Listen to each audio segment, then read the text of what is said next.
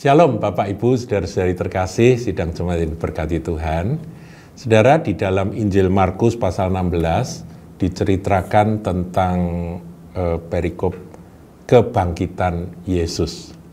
Nah, khusus di dalam Injil Markus ada penekanan tentang ketidakpercayaan dari murid-murid Tuhan. Nah, saya ingin angkat ini, saudaraku. Dan yang luar biasa, meskipun kualitas dari murid-murid Yesus itu seperti itu.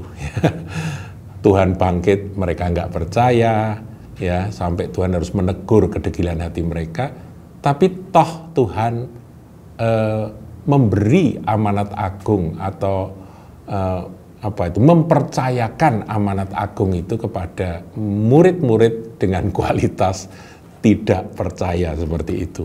Ya, kita lihat saudara ya.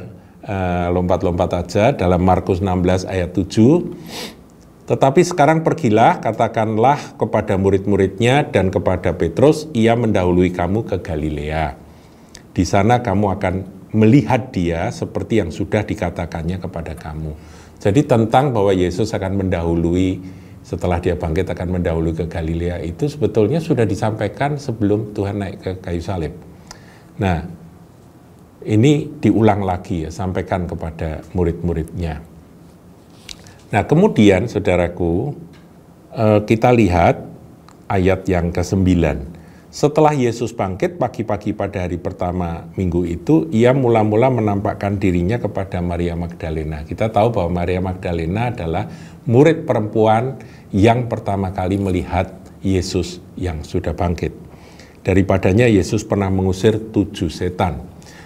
Lalu perempuan itu pergi memberitahukannya kepada mereka yang selalu mengiringi Yesus dan yang pada waktu itu sedang berkabung dan menangis ya. Tuhan mati, mereka sedih, nangis. Ayat 11, tetapi ketika mereka mendengar bahwa Yesus hidup dan telah dilihat olehnya, garis bawahi kalimat berikutnya, saudara. Mereka tidak percaya. Jadi murid-murid ini skeptis banget, saudaraku. Mereka tidak percaya, dikatakan bahwa Tuhan mereka, guru mereka, Sang Mesias, Juru Selamat itu sudah bangkit, hidup. Mereka tidak percaya. Orangnya bersaksi, yang sudah melihat itu bersaksi. Maria Magdalena bersaksi, tapi mereka tidak percaya. Ayat 12, sesudah itu ia menampakkan diri dalam rupa yang lain kepada 2 orang dari mereka ketika keduanya dalam perjalanan keluar kota. Ya, ini 2 murid yang berjalan ke Emmaus itu ya saudaraku.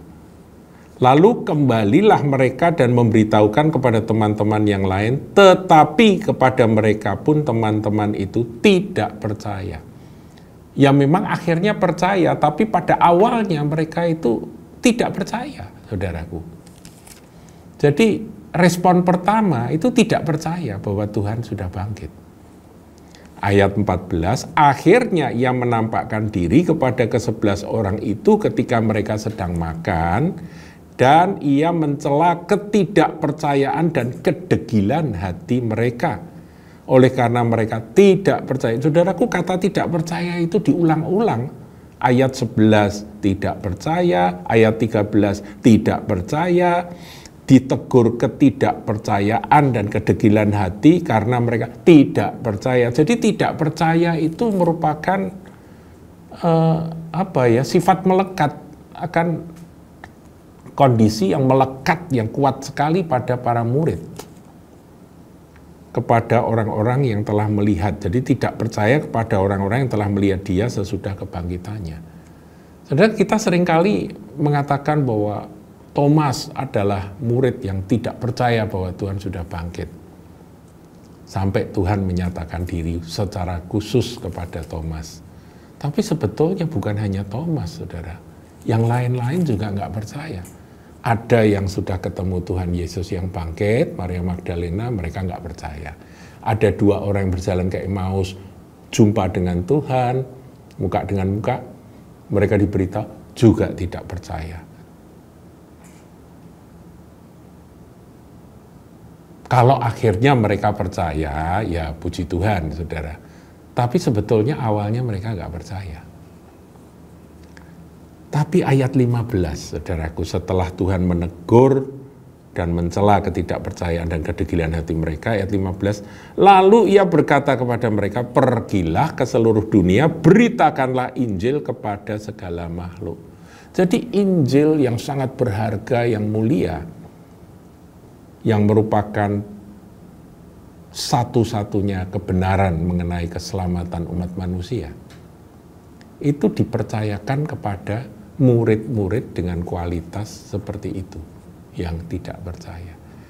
Saudaraku, ini bukan menghibur diri, tetapi kalau saya kadang-kadang menjadi orang yang tidak percaya, kasih Tuhan melampaui. Pengampunan dari Tuhan itu akan menyelimuti akan kita yang seringkali tidak percaya. Makanya kalimat dari ayah anak yang sakit ayan itu, aku percaya, tolonglah aku yang tidak percaya ini. Jadi dia pun juga sebetulnya mau percaya, tapi ketidakpercayaan itu melekat dalam hati. Dan ketika dia berkata seperti itu, Tuhan pun menolong. Saudaraku, untuk bisa percaya dalam segala perkara yang merupakan janji-janji Tuhan, ya, yang ada dalam janji-janji Tuhan, itu kita ini butuh kasih karunia. Kita butuh akan anugerah Tuhan. Jadi kalau kepada murid-murid yang dikatakan tidak percaya, itu Tuhan mau mempercayakan Injil. Di akhir zaman ini pun Tuhan mempercayakan Injil pada saudara yang sering berkata, aku ini kok seringkali kehilangan iman. Aku seringkali meragukan akan kebenaran firman. Aku seringkali tidak percaya. Tapi puji Tuhan, saudaraku, kita boleh lemah, tapi kasih karunia Tuhan melampaui.